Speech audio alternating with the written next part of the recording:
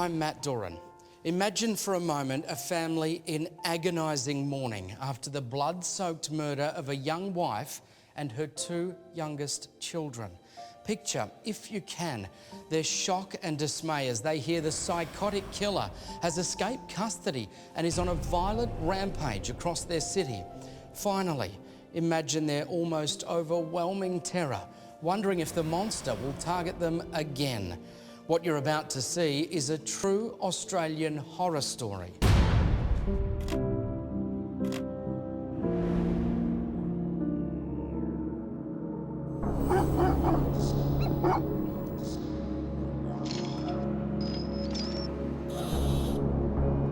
One afternoon in August 1978, a mother with two of her youngest children is returning home from a shopping trip to her semi-rural home on Sydney's fringe. Okay. Yeah. Okay, honey.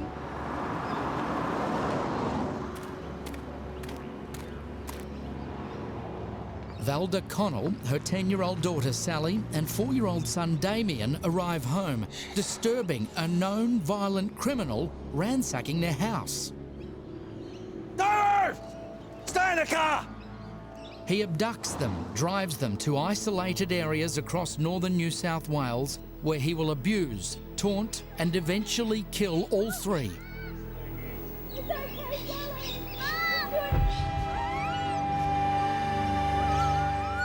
And although police will catch up with him, his reign of terror and the pain inflicted on the surviving family members will not end there.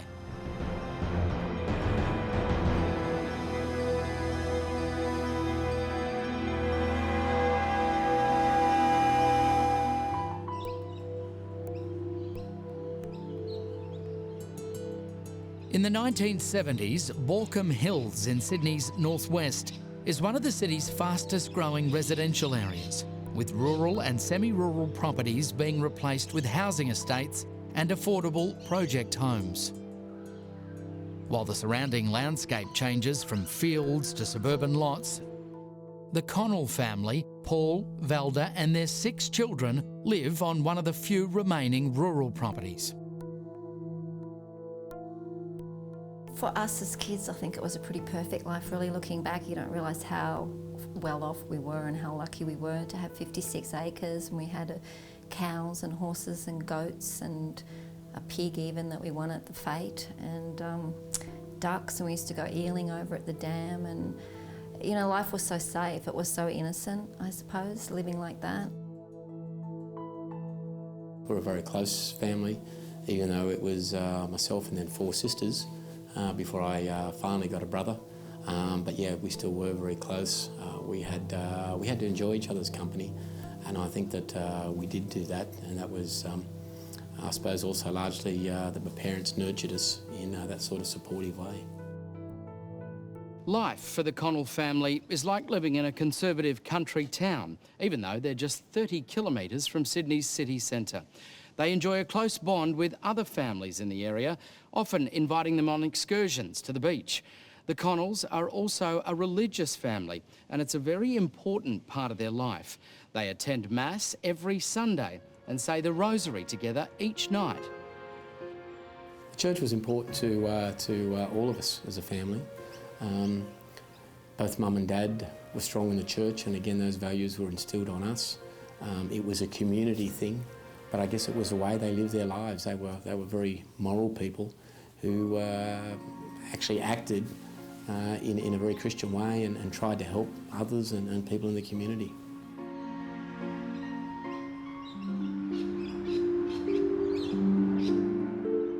Friday, the 11th of August 1978, was just another day for Valda Connell. Hey, almost there, honey. The 39-year-old mother of 6 spends the day doing housework, playing tennis with friends and caring for her 4-year-old son, Damien. That afternoon, Valda has Damien with her as she goes to collect her second youngest, Sally, aged 10, from school. Here she comes, Damien. Valda's other children are old enough to make their own way home. Hi, Sally. How was your day, honey? Good. We did a cool science project. Uh-huh. While Valda is collecting Sally from school, a new resident in the area is prowling the streets. He's recently paroled armed robber John Ernest Cribb. Cribb, after being released on parole, part of the conditions of his parole was that he was to stay with his parents at Killabar Creek. But sometime after that he left and went to stay with his sister at Baulkham Hills. On this particular Friday, which was the 11th of August, Cribb was at home and he decided to go out, and he left the sister's premises and wandered the streets, went to a local hotel, consumed a quantity of alcohol, slightly intoxicated, and then he reverted to what he knew best, and that was committing crime. Cribb leaves the hotel at around 2:30 in the afternoon. Stuffed down his trousers is a knife. He will later tell police that he bought the knife soon after his release, claiming it was for his own protection. Cribb is now looking for a house to break into. His first 3 attempts are unsuccessful, deterred by watchful neighbours or a barking dog.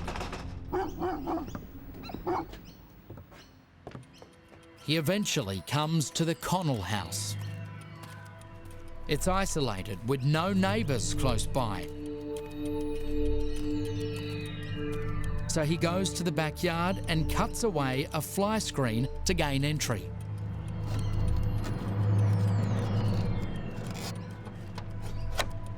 He then went through the premises, stole a large amount of property, suitcases and other electrical equipment, and a 12-gauge shotgun.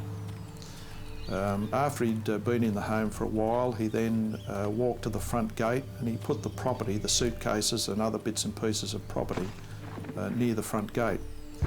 Probably with the intention of, after he'd completed whatever he was doing in the house, to gather the property together and leave the area.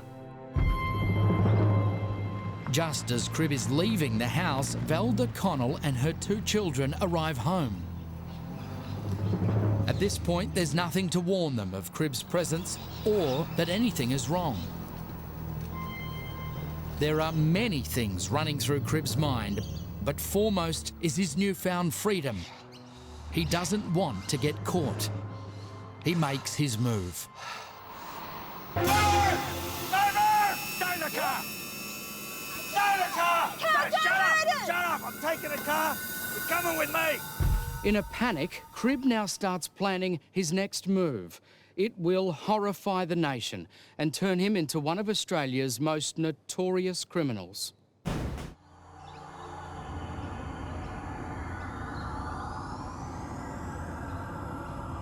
On a winter's afternoon in August 1978, 39-year-old Valda Connell has arrived at her Baulkham Hills home in northwest Sydney with her 10-year-old daughter Sally and her 4-year-old son Damien.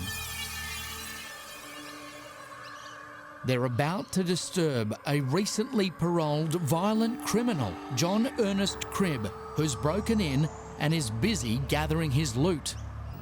Hearing the car pull up, Cribb is trapped. He makes a decision. Whatever it takes, he is not going back to jail. Don't move! Don't move! Stay in the car! What? Shut up! I swapped your house! Car, don't hurt us! Just swap your house! Don't move! Move over! Move over!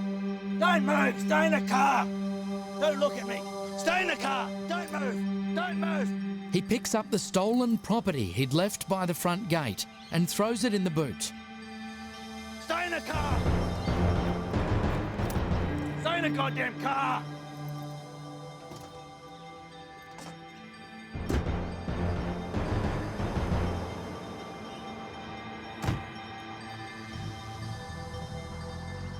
Then jumps in the driver's seat and makes his escape. Crib wants to get away fast. He doesn't want to risk any locals seeing him in the Connell's car. He drives north, arriving at Barara Waters on the Hawkesbury River. This is where his girlfriend lives, and he knows the area well.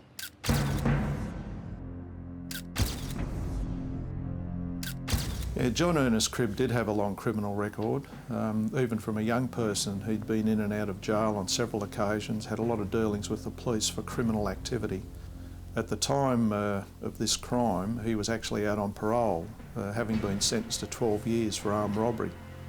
And it's quite interesting when you look at those armed robberies that there's a similarity in the type of facts of those armed robberies to this particular case. In that in those armed robberies he broke into homes, took people hostage and then decamped in the motor vehicle from the home. So there was a similarity in those crimes to the ones that he committed now.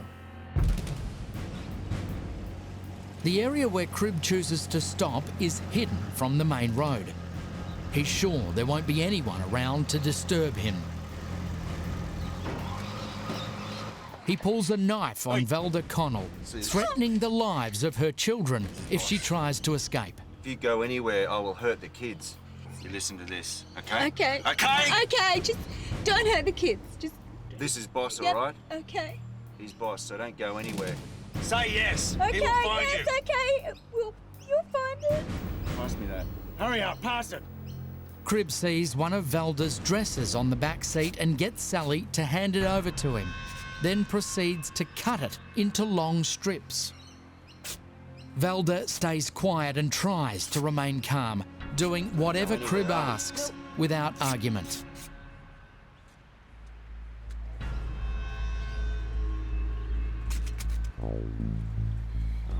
Get out of the car. Get out of the car! You stay here.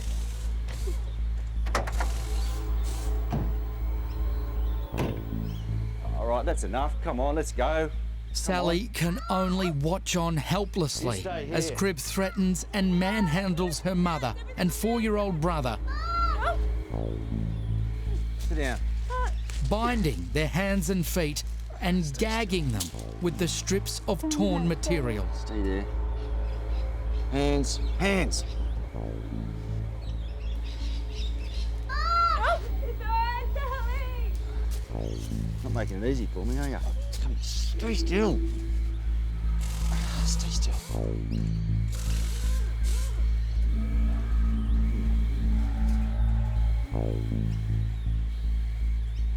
He then leaves them, returns to the car and drives off with Sally.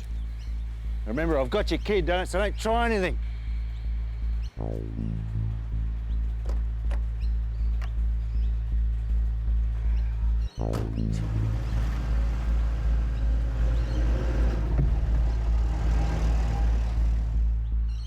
Crib now makes a very calculated move. He drives to a nearby service station where he forces young Sally to give him her home telephone number. He phones Velda's husband, Paul, and using the alias Warren, he tells him that he and Velda are having an affair and that she and the 2 children have run away with him.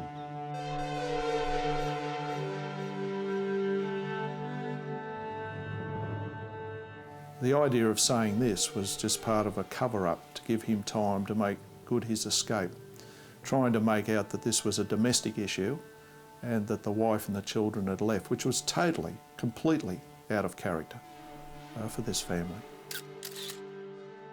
Crib's attempt to buy himself time doesn't go to plan. Paul Connell immediately contacts police and their response is swift. I came home and I saw the uniformed police there in the driveway.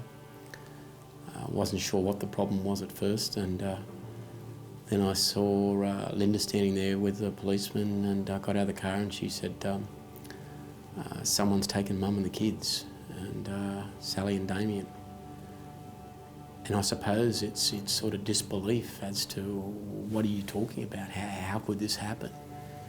And then I remember walking in and there was quite a few people there already at that stage, just a few relatives.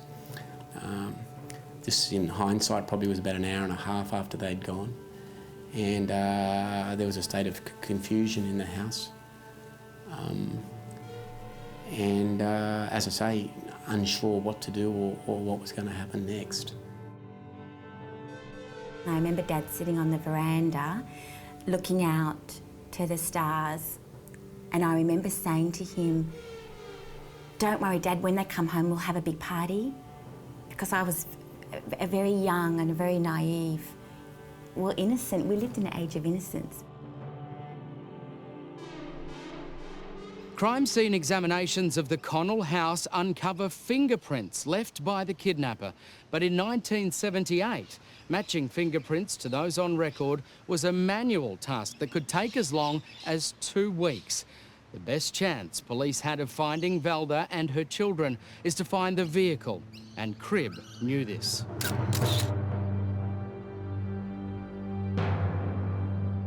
Messages were sent out all over the state to look for this motor vehicle and a description of the occupants.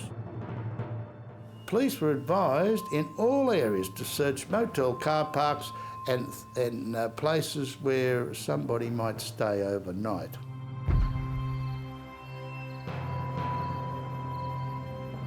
Cribb can't be sure Valda's husband hasn't contacted the police, so he waits until dark and then sets off with Valda and the children.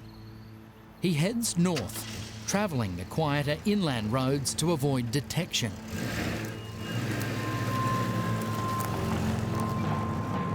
However, less than 50 kilometres north of Barara Waters, at a place called Central Mangrove, the car runs out of petrol.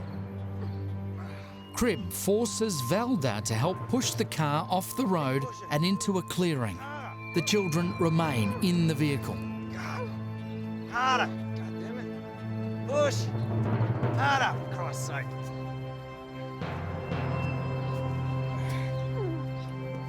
He turns to Valda, who's exhausted from pushing, and grabs the young mother of 6.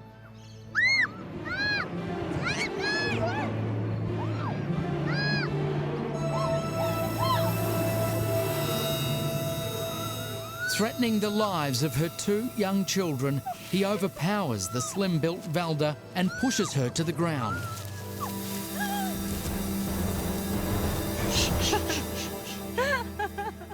Then rips at her clothing, Please don't do this. holds the knife to her throat and rapes her. Remember who's boss? Remember? As best we can determine, the children were bound and gagged back at the Mangrove Mountain area when Cribb forced the mother from the car and sexually assaulted her. And it's not known whether the children actually saw the rape take place, but it's a reasonable hypothesis that they did. Remember who's boss? Who's boss? Be quiet. He told us that the whole time the mother was pleading with him, not so much for herself, but for the safety of her children. She was asking for protection for the children, that they wouldn't be hurt or injured. And she tried to talk to him. They're a very religious family, and at several times he indicated that she talked to him about religion. But obviously this had no effect on him at all.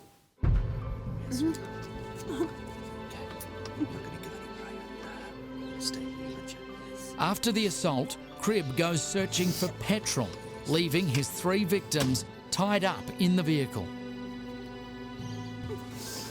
Having been threatened by him, and the fact that he's a control freak, and the fact that he's got a criminal background, and the fact that the mother had been interfered with in front of the children, she would be under a great deal of stress and anxiety.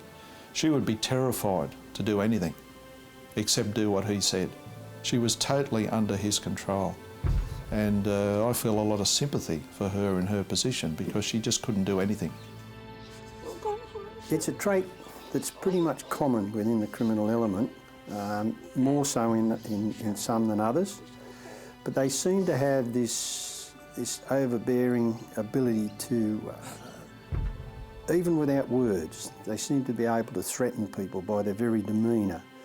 the manner in which they look at people, the manner in which they treat people, and they're able to scare people to the point where people are incapable of doing anything to extricate themselves from the position they're in. Bearing in mind, Mrs. Connell and her children were bound at most of the time, and wouldn't have been able to get away anyway. Cribb returns about an hour or so later with petrol for the car and continues his journey north with his 3 captives who by now are cold, hungry and frightened. And at this point of time, the family, the mother and the 2 children, have been under his control, in his custody, for several hours. So you can imagine the fear and the apprehension that the mother would have been under. Please, would you just let us go, please? We won't stay. Even after her terrifying ordeal, Valda still tries to reason with Cribb to let her and the children go. We just want to get Shut out up. of the car. Shut up, I'm trying to Please. think. Just think about letting us go. Just Look, do you want to go pull another over. round? Shut up. Her pleas fall on deaf ears. He keeps driving. He may appear to be just driving as far away as possible to avoid police, but in reality, he knows exactly where he's going and what he plans to do next. You can let them go. I'll stay with you if you want. Just please. I'm trying to think. Be quiet. Valda, Sally and young Damien are to face more horror and torment. Don't move! Stay in the car! Stay in the car! Take the car. Don't hurt it. Don't hurt it. Don't move! Convicted armed robber John Ernest Cribb has abducted a mother and her 2 young children after a botched robbery at their Baulkham Hills home on the outskirts of Sydney. He's been driving them north using back roads to avoid police. Ah! After running out of petrol near Central Mangrove, he forces 39-year-old Valda Connell to push her car into a secluded area and then rapes her while her children are left bound and gagged in the car.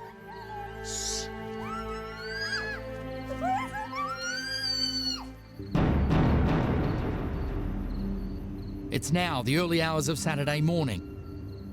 Cribb drives to a picnic area at a place called Allenborough Falls, near where his parents live, southwest of Port Macquarie.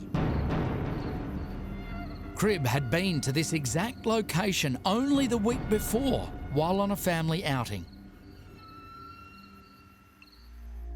The interesting thing about that, it's interesting when you look at the characteristics of serial killers and killers generally, that they like to go to places where they've either been before or they've got some control.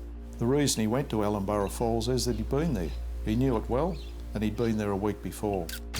So that in driving into this place at midnight, where no other person is there, it's pitch black, he still knew the area, he had control. Please. They stop there for a short while and then head to the nearby township of Comboyne. 7 kilometres from the town, Cribb slows the car and tells Valda that this is where he will leave her and the children. He even shows Valda where she can walk to get help. But Cribb is playing a game with his captives. He's teasing them. He doesn't stop at the drop-off point and continues on further, taking the car to an isolated bush clearing near Allenborough Falls. It was a dirt track, from memory, a bush dirt track. And at this stage, it's about 1 o'clock in the morning. It could be a little bit after that, but around about 1 o'clock in the morning. And he decides to leave them. Come on, you. Who else? My memory of it, the mother and the 2 children are left together in the bush, several metres from the road in the pitch black. Okay, you stay here overnight. Don't go anywhere. You can go into town in the morning, but you stay here. They have no knowledge of where they are. They are unable to break free and unable to call for help.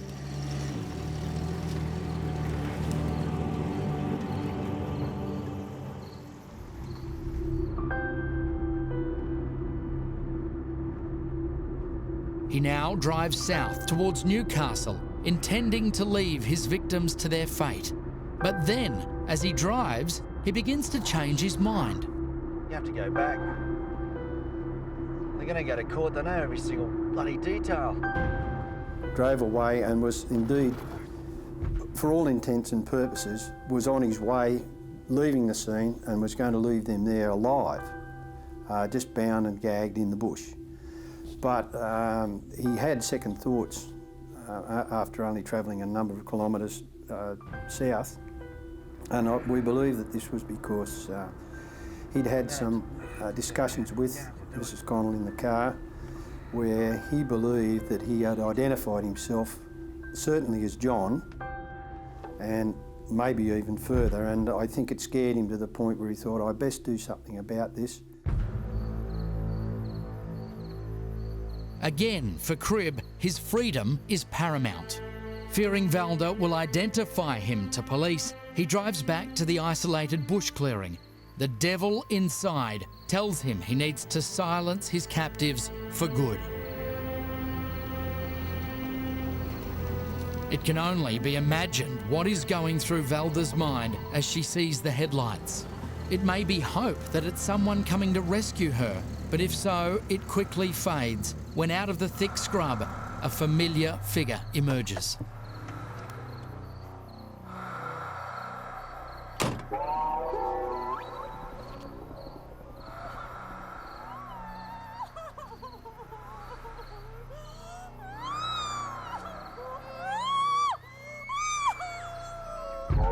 Mrs. Connell was facing him, bound and gagged, and he stabbed her in the centre of the chest.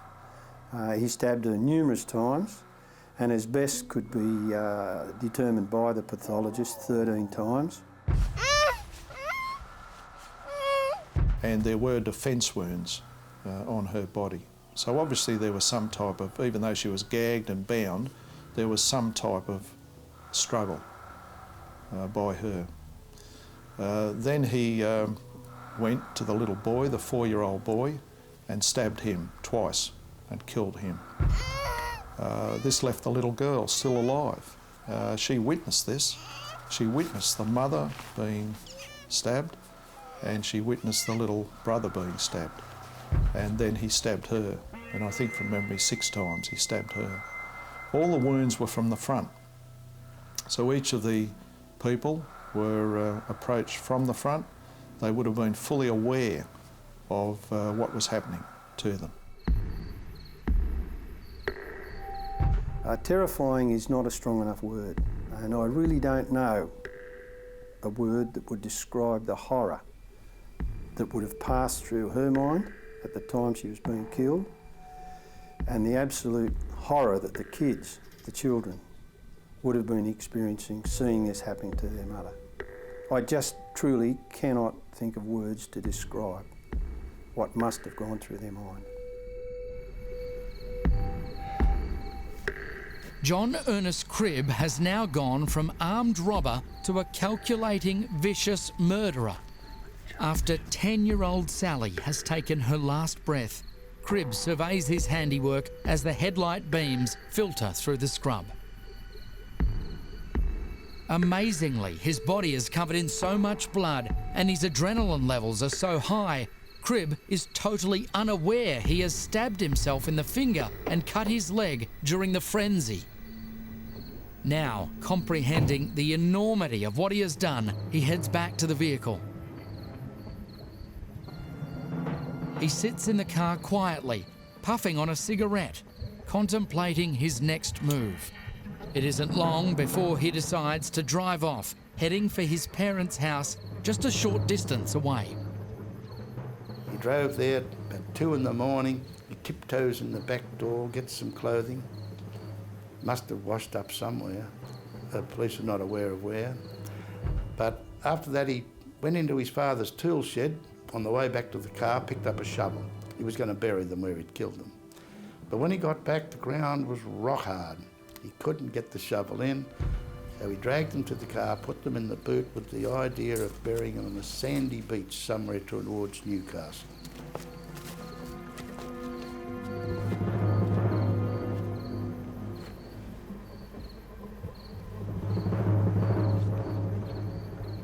Cribb is now in a hurry and so brazenly takes the Pacific Highway south.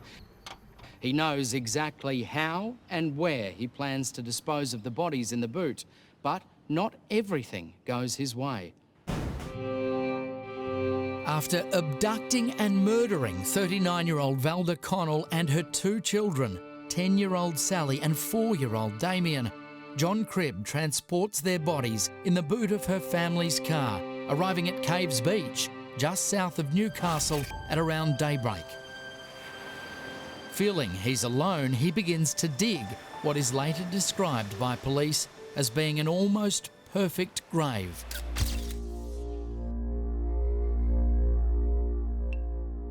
And whilst he was digging the hole there, 2 little 12-year-old boys turned up on their push bikes, they just riding through the bush. They disturbed him and they said, "What are you doing, mister?" And he said, "Oh, I'm digging a hole. I've got 3 dead Alsatians in the boot of the car and I want to bury them." The boys had a look at the car and they saw some property in the car, and I think they became a bit frightened, the boys, and they left the scene. And I think in hindsight it was good that they had left the scene, because anything could have happened. The interruption unnerves Cribb and he decides to pack up his shovel and move further along the beach. He only drives a kilometre before the car gets bogged in the soft sand. Using sticks and whatever else he can find close by, he tries unsuccessfully to release the vehicle. Frustrated, he leaves the car and walks to the road. He hitches a ride to a service station near Caves Beach and then returns with 2 tow truck operators who free the car from the sand. The tow truck driver noticed that he had a cut finger, and obviously this cut finger was from this murder scene. He also had a wound on his leg as well. The tow truck driver said to him, "You better get that attended to." Cribb goes to nearby Belmont Hospital and receives 2 stitches to his finger.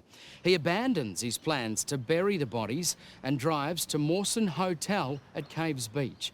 He spends the remainder of the morning and most of the afternoon drinking beer and talking to 2 locals while his gruesome cargo remains concealed in the car. He's had a beer with him and he's come up to us and said, "Do you mind if I sit down and talk to you? Have a chat?" He said, "No, go ahead."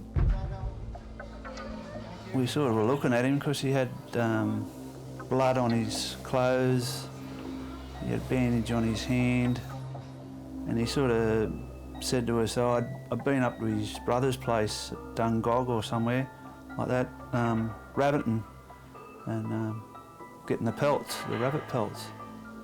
And he said that's why, he's cut his hand with the knife and blood from the rabbits. As it got late into the evening, he decided to leave the hotel and he headed south towards Sydney along the Pacific Highway.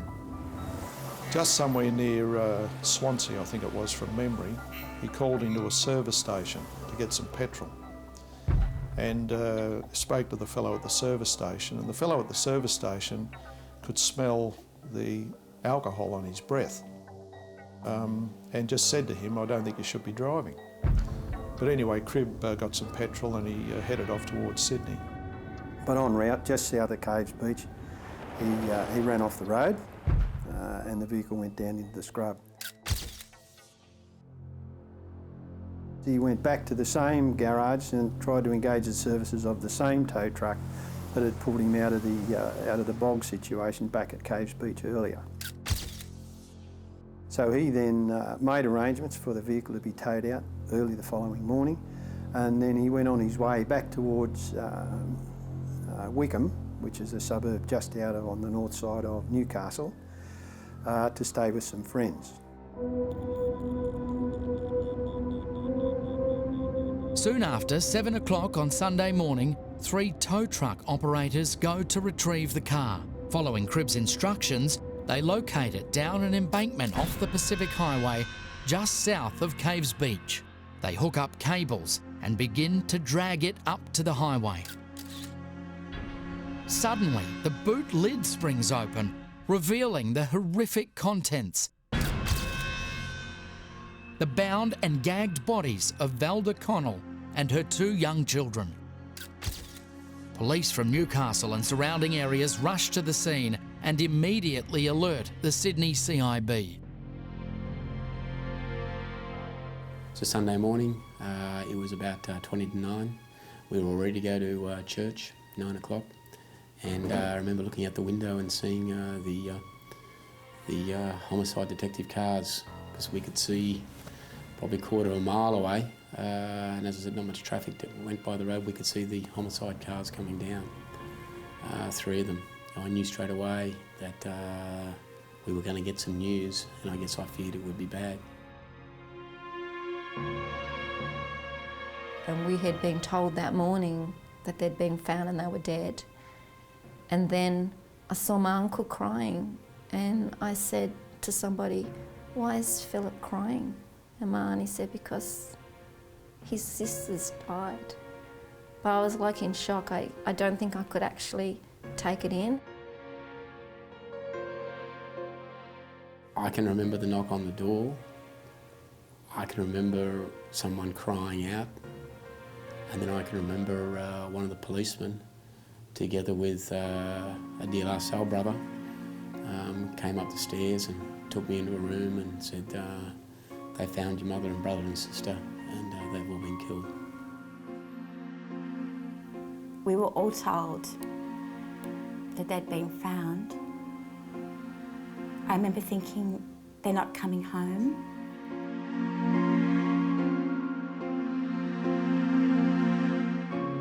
She was a mum that was always there for everybody, all 6 of us. She's very feminine, very soft. Even with 6 kids, she would never go out of the house without lipstick on and without her hair done, and she was a very feminine lady. Sally was a lovely little girl, always smiling.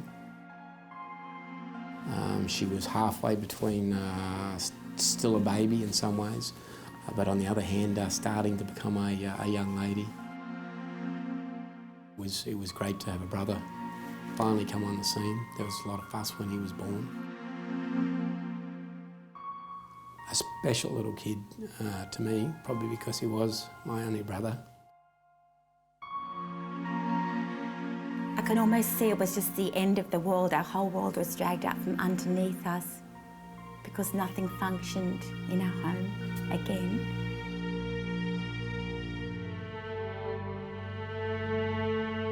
Cribb kidnapped and raped Mrs. Connell, tied up all 3 and methodically stabbed them to death. The Pacific Highway south of Newcastle becomes a crime scene, and homicide detectives Mike Hagan and Rick Campbell make their way from Sydney. Can I say that in 31 years of policing, 10 years of those at homicide, and having attended numerous homicide scenes, attended the scenes of death and all sorts of things, it was probably the most horrific sight that I have ever seen in my life, without doubt.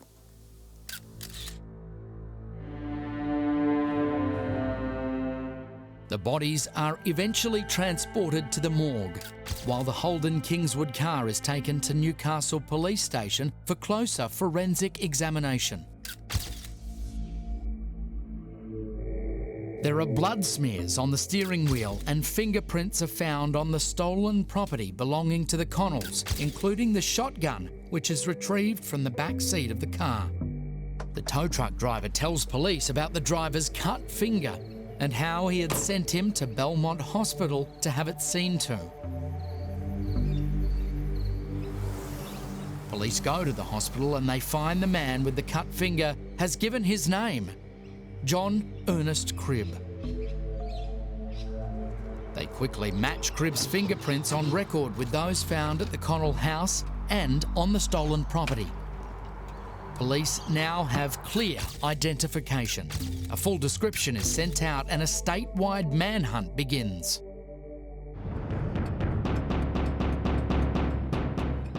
By midday, reports of the triple murders head news bulletins, along with the description of the wanted driver.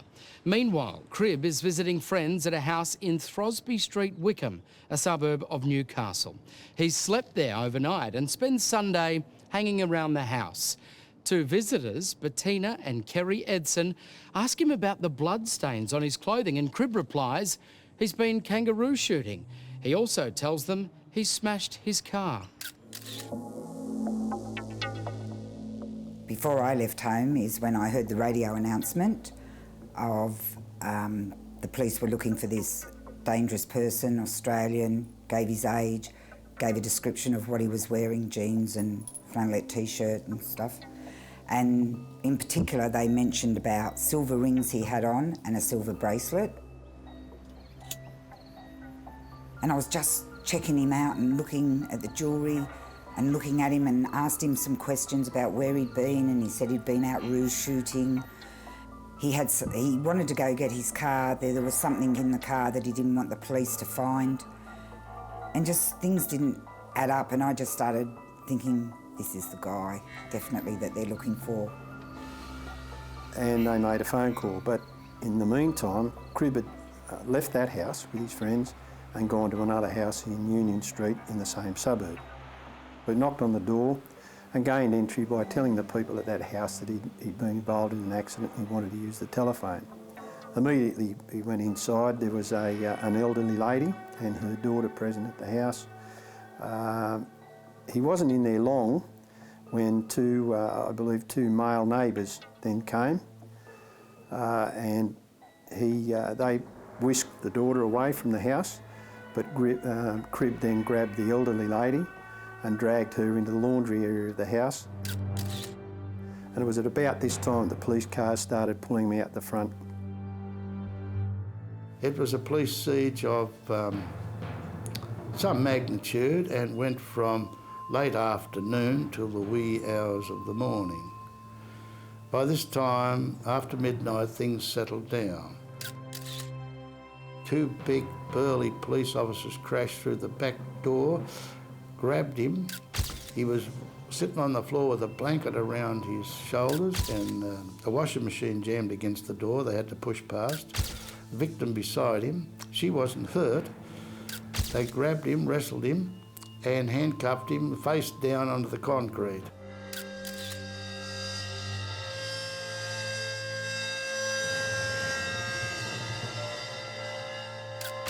When police burst into the house, Cribb attempts to stab himself in the chest. He's taken to Newcastle's John Hunter Hospital, but is soon released with a superficial wound. He's then taken to Newcastle Police Station, where he's interviewed. When asked why, after the botched break and enter, he didn't just take the car and escape, Cribb admits he took Valda and her children because he was afraid they would go to the police. Cribb is cooperative and even agrees to take police on what was then referred to as a runaround. Handcuffed to a detective, he returns to each of the locations he took Valda and the children, retracing his every move. Cribb is charged with 3 counts of murder and 1 of rape. The court schedules a committal hearing for November 1978. With Cribb's confession, the mounting forensic evidence and witnesses, the case for the prosecution appears airtight. But not everything goes to plan, and this is not the end of Cribb's reign of terror.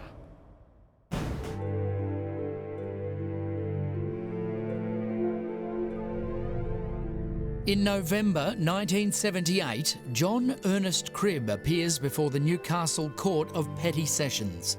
The evidence is overwhelming and he's remanded to face trial. The magistrate also requests that Cribb undergo a psychiatric evaluation. He is interviewed by a prison psychiatrist and is diagnosed as suffering from paranoid schizophrenia. The authorities transfer Cribb for treatment to Morisset Hospital, a psychiatric facility situated on Lake Macquarie between Sydney and Newcastle. On the 4th of April 1979,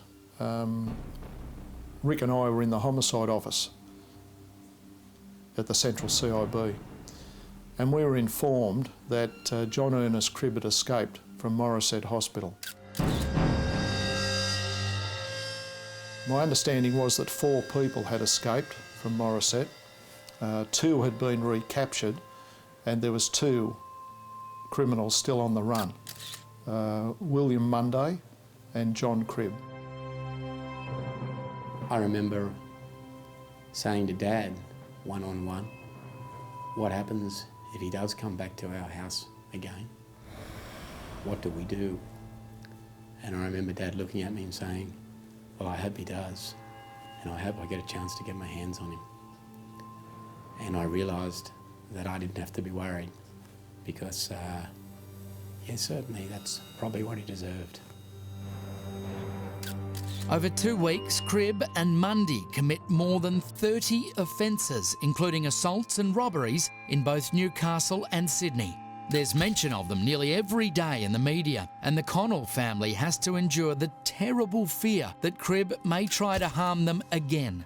Before they are caught, the fugitives abduct 2 teenage schoolgirls, holding them captive and repeatedly raping them for 35 hours. Cribb is found fit to plead and stands trial on the 22nd of May 1979. The weight of evidence is so strong that he quickly pleads guilty. However, Cribb's defence counsel raises the issue of his mental state, and they ask the court, was Cribb in his right mind when he killed Valda, Sally and Damien? After listening to expert witnesses, Justice Roden dismisses Cribb's mental health as grounds for defence. For the murders of 39-year-old Valda Connell, 10-year-old Sally and 4-year-old Damien, Justice Roden sentences Cribb to 3 life terms in prison.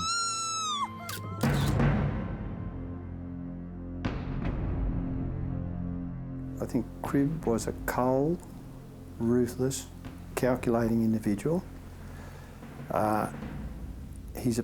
He was a person devoid of the normal feelings of a human being. He displayed a very cool, calm, calculating demeanour, and he showed absolutely no remorse for what he'd done. One of the things that I think we experienced, which was even more painful, is that you would have beautiful dreams. And you would have dreams about the good times. But then you would wake up and realise that your life had become a nightmare. And that's what the day would be. So that was certainly difficult. But you had to cope, you had to get on. Now, you would have thought this would be the end of the matter, but it isn't. In 1990, the New South Wales government introduces the notorious Truth in Sentencing law, intended to make sure a life term means jailed for life. But this allows prisoners like Cribb, who are serving life sentences, to apply to have their sentence redetermined. Cribb's wife and family left without comment. His application is heard before Justice Newman in the Supreme Court in 1993. Cribb claims, with the support of religious leaders, mental health workers and even some prison guards, that he's reformed and wants to live a normal life. With his application, Cribb writes a letter explaining his reasons for killing Valda, Sally and Damien. He claims that Valda had told him 10 years prior to the murders that he was Sally's father and that she had since denied it.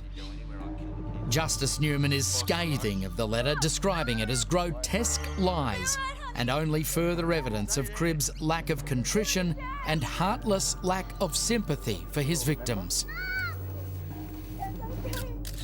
Cribb's application is rejected. He makes a second application in 2008, but then withdraws it the day before it is scheduled for hearing. In this last hearing, he didn't turn up. He put our family through the agony of preparing, of reliving the drama, and then the night before pulled the pin. Under the Truth in Sentencing legislation, Cribb and others like him could apply for redetermination every 3 years. This meant that for families like us, not only did you have to go through the tragedy back in 78, again when he escaped in 79, again when he made application in the mid-90s, but we could be faced with having to go through this every 3 years for the rest of his life. Determined to keep her killer locked up. So it ended up that the law was changed, not just for the Connell family, but for many other families who, once again, the murderer had the power. And so the law was changed very quickly. Both the opposition and the government had no qualms in passing this legislation that meant that the murderer can apply for a redetermination of their sentence once more.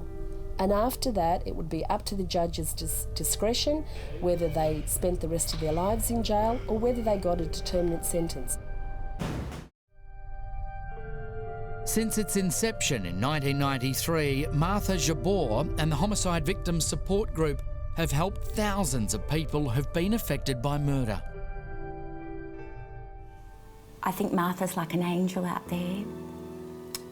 She helped me so much. 30 years on, I wish Martha had been around in 1978. Sadly for us, there was no help. We were meant to just get on with things. And we're with the family forever. There are no timelines. There's not a time limit on how long a person can be with the Homicide Victims Support Group. We're here, we're set up for life, and so we're there for them for the rest of their lives. One of the hardest things for me throughout this whole process is to also see the pain and the grief that it's caused my dad. Sometimes people will say to me, how do you survive such a horrible day? And clearly I've had nights and times where I've cried and cried. And as bad as it is to lose a mother and a brother and a sister, I think to lose your wife and your 2 children would be 10 times worse. On many, many times, my dad has been my inspiration.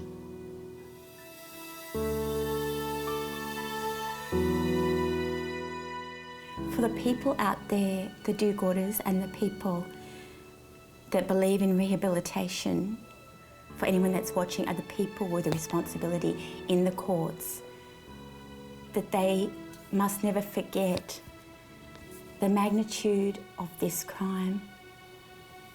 And I stand here because of what my mother went through, and because of what we all went through, and because of the struggle, and because of what my dad went through. And so many people that were affected on that day.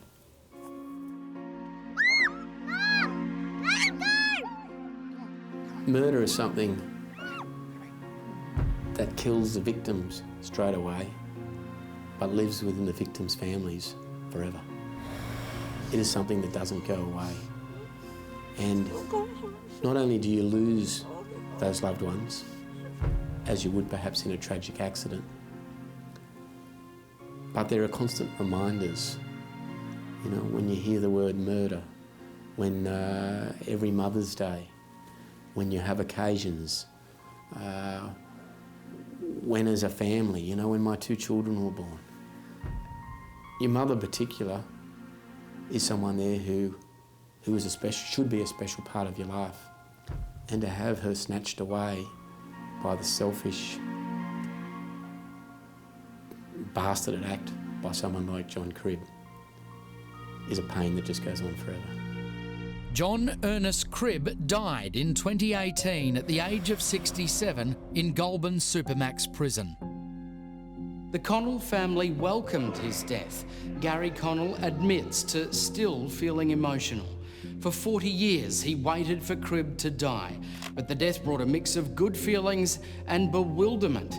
He still has flashbacks picturing his mum, Damien and Sally, but says he's relieved the family now has absolute certainty that Cribb will never again be a danger to them or anyone else. The spotlight on Cribb directed attention away from his evil associate, William Billy Munday. Munday was already a ferocious sociopath when he escaped with Cribb from the Morisset Hospital, and the two went on that horrific crime spree across Sydney. He was so violent that later in prison, he killed a fellow inmate, earning him a life sentence. Munday, like Cribb, died a miserable, lonely death in prison.